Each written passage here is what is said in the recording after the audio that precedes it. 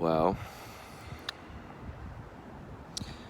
I decided that it's time for me to share my process. And though that isn't easy for me, because I think I've kind of revolved my life around the idea that you prepare in a shell until you're ready, and then you expose yourself to the world when it's time. And I think that's kind of true to a degree, like a seed that sprouts once it's developed a root. But for me, I think I've already developed that root enough, or I've always had it. So today I want to show my imperfection. And that is that I'm not sure about anything. And sometimes it's hard for me to be in my own skin. But I'm still glad to be here. And today I took a run because I needed it. And I decided before I ran that I would push myself beyond my limit of what I was comfortable with.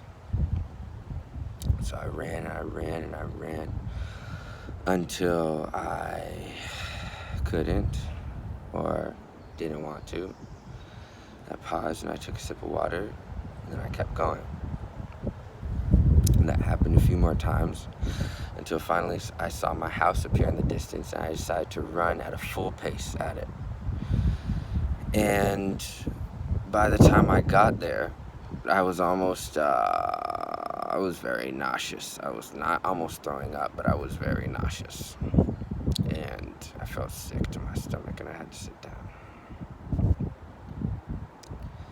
Then I don't know what happened. I just kind of sat there. That was special in a way because I made it through, you know? I feel like there's these personal barriers that we place on ourselves of what we can and can't do. And we always think, this is my limit. But when push comes to shove, you could far exceed that limit. And that's what I was thinking to myself in my head. I was like, if I had to, I could run past my building probably this distance at least 3 or 4 or 5 times, if I had to.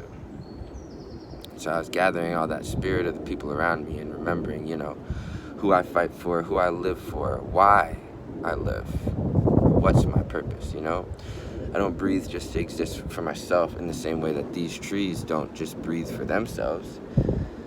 They breathe for me so that I can have oxygen, and I breathe for them.